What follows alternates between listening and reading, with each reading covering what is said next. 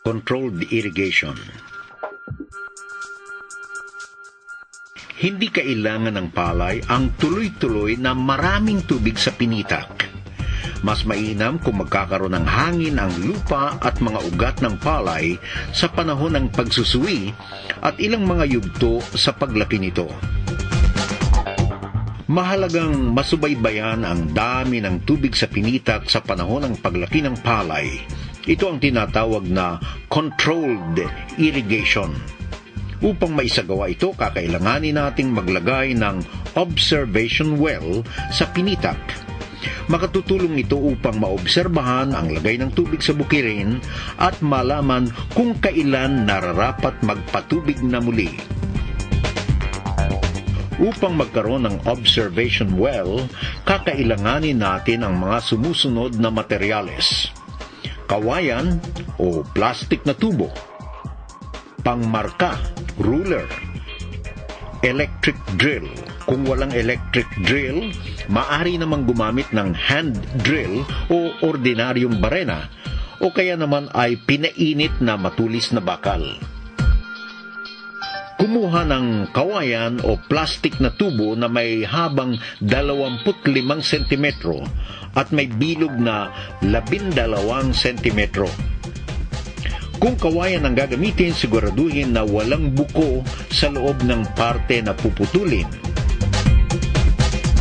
Sumukat ng 5 cm mula sa pinakaitaas na bahagi ng tubo o kawayan, lagyan ito ng paikot na marka at sulatan ng tag-ulan.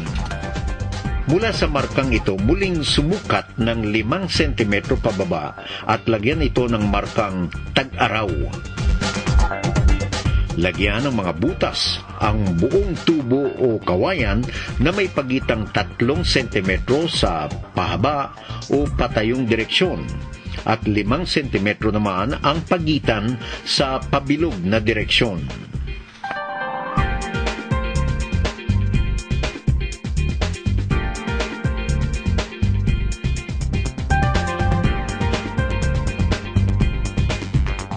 Paglalagay ng observation well.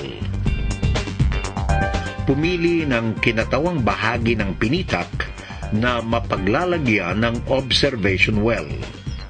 Pinakamainam na piliin ang lugar na may layong 1 hanggang 2 metro mula sa pilapil upang mas madaling maobserbahan ang lalim ng tubig sa observation well. Sapat na ang isang observation well kada ektarya kung ang bukid ay pare-pareho ang kondisyon ng lupa at pantay bawat pinitak. Kailangan namang maglagay ng iba't ibang observation well batay sa klase ng lupa at elevasyon kung ito ay magkakaiba.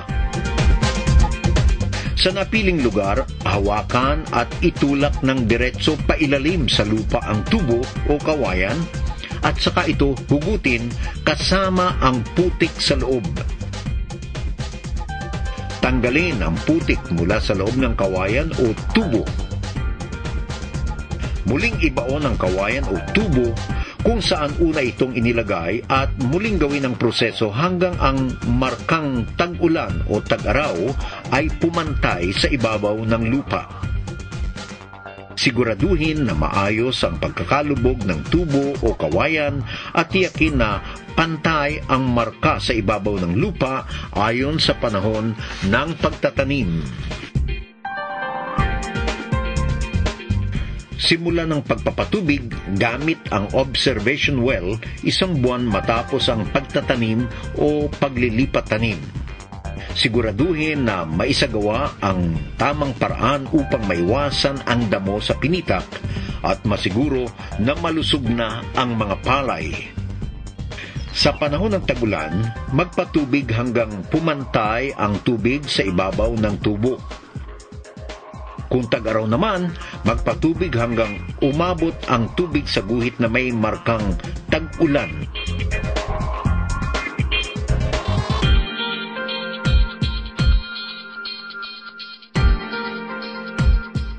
Muling magpatubig kung maobserbahan na wala ng tubig sa loob ng observation well.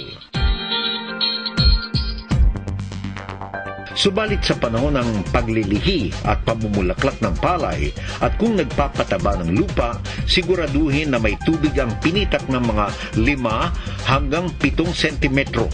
Ito ay upang masigurong maging mabisa ang pataba at maiwasang magkaroon ng maraming ipa o tulyapis, sanhi ng kakulangan sa tubig ng palay. Ihinto ang pagpapatubig sa panahon ng paghinog ng palay. Patuyuan ang bukid kung may natira pang tubig sa pinitak 1 linggo bago ang inaasahang pag-aani. Nakatutulong ito upang maging pantay ang paggulang ng mga butil. Nagiging madali rin ang gawain sa pag-aani at pagkatapos mag-ani kung tuyo ang lupa.